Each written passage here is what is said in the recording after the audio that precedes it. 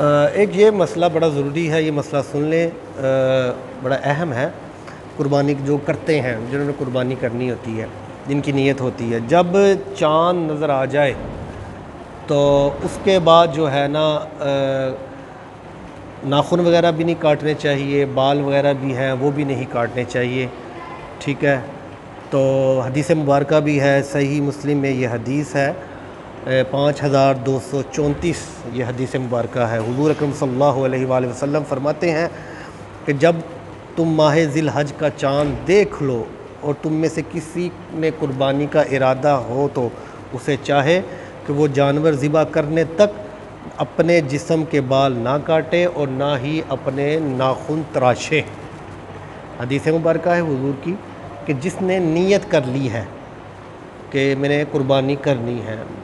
مثال کے طور پر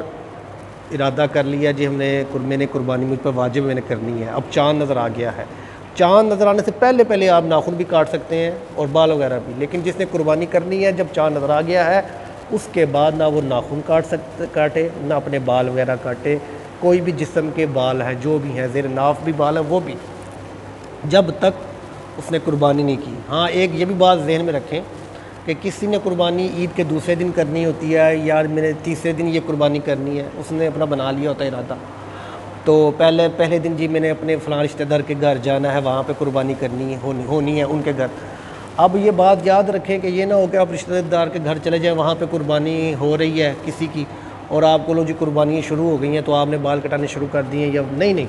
جب آپ نے جس نے ارادہ کیا ہوا ہے جب اس نے قربانی کرنی ہے، مثال کے طور پر اسے دوسرے دن کرنی ہے یا تیسرے دن کرنی ہے،